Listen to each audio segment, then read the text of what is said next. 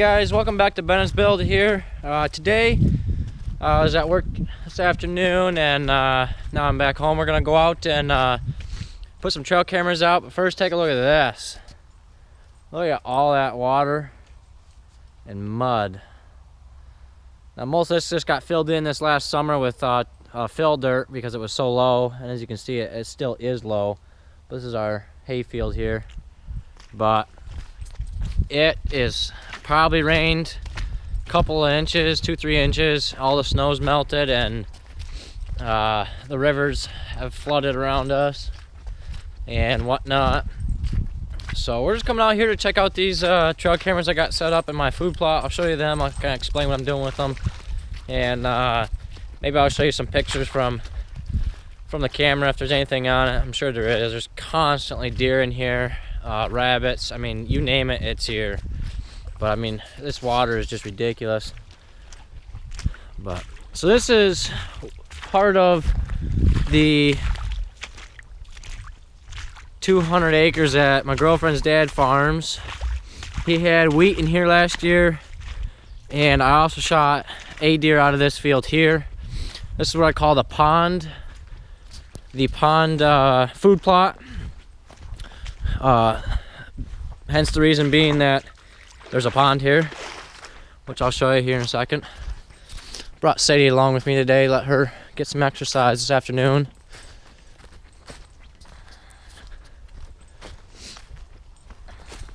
But I'm not sure how big this pond is. I know it's got to be close to 4 or 5 acre pond. I mean, it's a huge pond. And of course, you can see Sadie's gonna be in the water because that's what she likes to do. But you can see it there. But here's the food plot here, and it kind of makes this nice gradual L here. But right behind me, this is what it used to look like, and we cleared all this out this last spring. And the deer will actually come from that section of pine trees right there. They'll actually come out from around there, and they'll come right up into here, and they'll either use that as their route to get out to them fields, or they'll just walk through the woods. Doesn't matter either way. But I had planted frigid forage product in here, and I believe it was the Big and Beastie, and it had all of these purple top turnips in here, along with alfalfa mix and some sort of beet in there as well. I can't remember. I know purple top turnip, but there's also like the radish. That's what it is. But I mean, you can see some of these turnips. I mean, they're just huge, and they turned out really good. And the deer are in here almost every night eating these things, even still. But right here's one of my cameras, and I kind of got these right over the beets just because that's where they seem to kind of concentrate at or congregate at night. So we're just gonna throw in. Now this is a Moultrie trail camera. This is a A20i, and it takes some stellar pictures. I think it's out to 70 feet as well. I love this camera. Actually, I might have just messed it up there, but let's see, I'll turn it off here and redo it. Put the camera in while it was turning on, and should have put the card, I mean.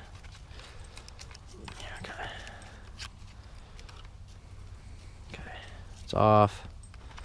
Put the camera card in. Slide it on. There we go. Need to get some new batteries for it. I have one thing I've noticed about these cameras is as the battery life gets low, the picture quality and resolution actually gets a little worse.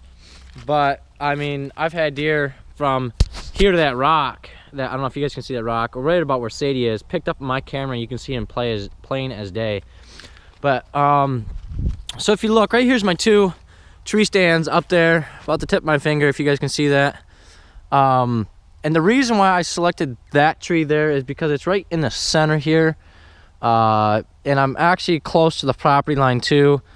But that tree with the 3 little trees here in the front gave me the perfect coverage for the deer being out here. That in the summertime, early bow season, they'll never be able to see me up there with those 3 trees in the front. And I have a nice clear shot down there to that rock, and I also have a nice clear shot right up here, and it's only about 25-30 yards. And And then also, the other reason why I picked that tree is that cedar tree on the other side there. I'm not sure if you guys can see it, but that gives me the perfect amount of coverage to shoot out into that field we were just in. And I can shoot off to the north, and I can also shoot off to the south, and the deer will never see me. I've never gotten wind checked here. I really need a, I think it'd be an east wind, so the wind blowing to the west, to hunt this stand. But all of last year is my first year hunting this property. I hunted it whenever I could, regardless of the wind. But there's a big section, probably like 20 acres of pines over there that the deer like to bed down in, and especially the front. So if you get a west wind and it's blowing east, they're gonna pick your scent up, and the likely chances of them coming over here is slim to none. But you know, I hunted it, and all on different sorts of winds, and I mean, deer in here almost every night. I would see deer. It just depends on which way they come, which way they wanted to go.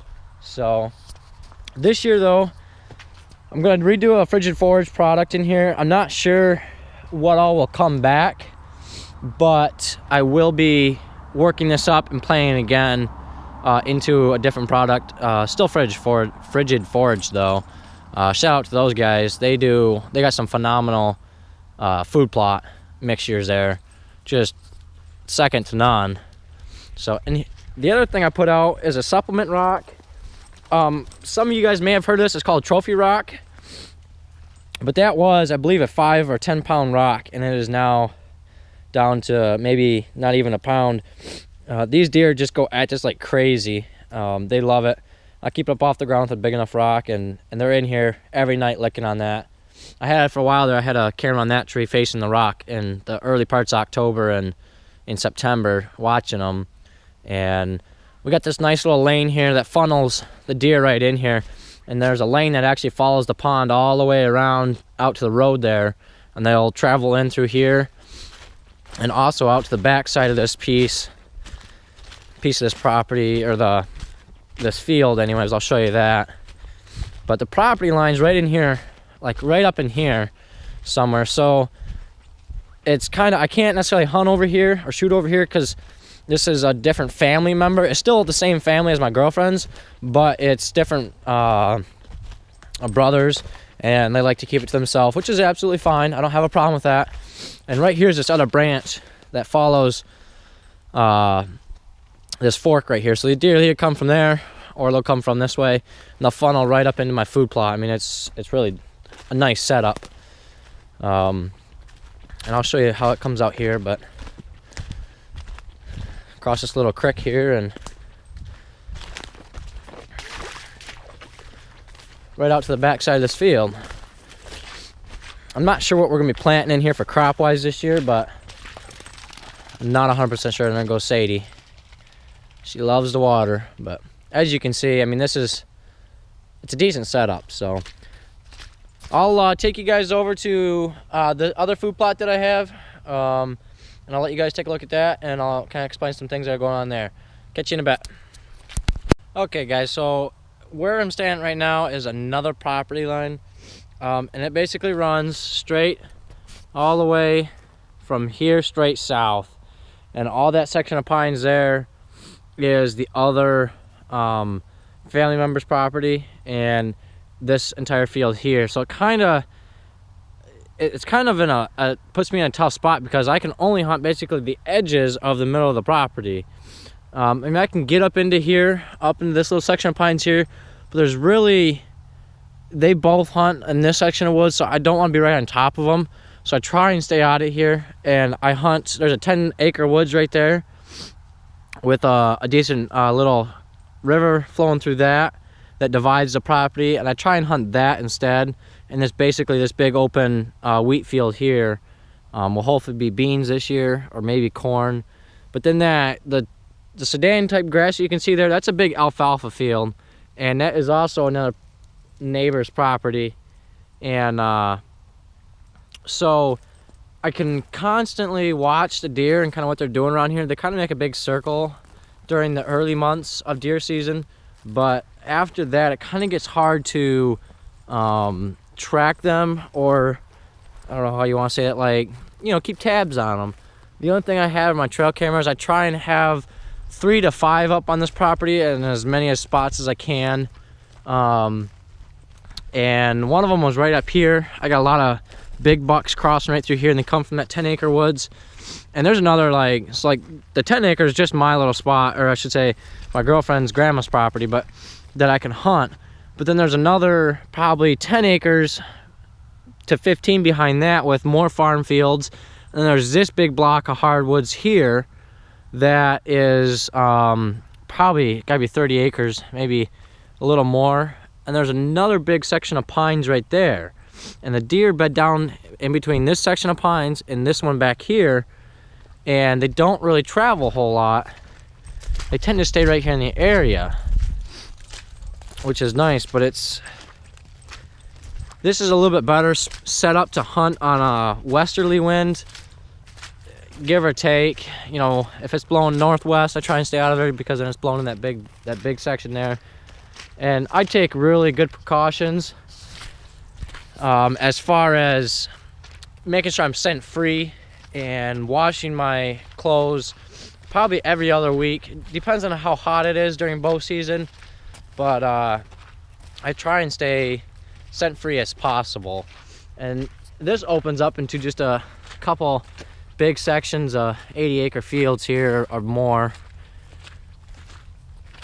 Here comes Sadie again. And so, I mean, you can kind of see the variety of farmland here and the different crops that'll be planted this year, and whatnot. So it's kind of tough to get some stand locations. Now this year though, I should be pretty decent as far as crops wise. Like, all this was wheat last year, so there wasn't a lot of deer in here out this way anyways until late season. But there's gonna be beans back in that far field there. Now my guess is there's this wheat field here, the small little section here is gonna be corn. And he only has one field of wheat this year, and that's way up in the front by the road. So I don't have to worry about any wheat being back here. So it'll either all be beans and corn or just beans. I'm not sure what he's gonna plant. I'll kind of show you this little woods back here where I got some stands set up already. What I thought was a decent setup last year. And this is right on the property line. Normally I do not like to hunt property lines just because of the fact I want to be courteous to that other hunter or farmer, but there wasn't any hunters out here during bow season and I was taking advantage of it. Now I will not shoot a deer on somebody else's property unless I have permission. And all last year my shots were right into this wood, so it's on my property only. I just want to make that clear that I'm not one of those guys that hunts property lines so that way I can get the big buck before the neighbor does. I don't do that. So when we get in the woods here, I'll show you kind of what I got going on in there, and we'll be back with you. Okay guys, so right here, I'm not sure if you can be able to see this, but right there, tip of my finger, is my other set of double hung stands. And this is right here on the edge of this woods, and this little 5-10 acre woods here is what I hunt. And right here, straight out in front of me, is a nice little stopping station that I have a trail camera at. I took it down just because of the rain. But all the deer, this is where I put bait out for them. I normally only use just corn in that trophy rock. I always have trophy rock here. They've eaten it all up. I have to go get another one. But there's tons of acorn trees in here, and especially over there on that east side of that wood, west side of that woods. And they just hammer those when they start falling. They get up there on them acorns, and then you got this nice transition area out here, this alfalfa field. And I got to watch a lot of deer run around out there, and a lot of bucks fighting and sparring and just watching them. It's kind of neat because I can get up here in the stand and watch and see what the deer are doing every night during the early season before bow season even rolls around. And there's a farm field straight back that corner, probably 80 yards away, and they all just funnel right through here. And there's a decent sized ditch creek area right back here. and they kind of funnel down this little ditch line here. This is the edge of the property line here as well. So like I said, it's not much in here, but it's just enough to create a nice funnel point for them to filter in through here, and it works every time. Alrighty guys, thanks for watching Bennett's Build today. If you guys like this content, hit that thumbs up button, keep subscribing, and keep on liking the videos. Appreciate you guys all tuning in and watching the videos. It means a lot, and I'll get back with you some more later this year on the hunting. Thanks.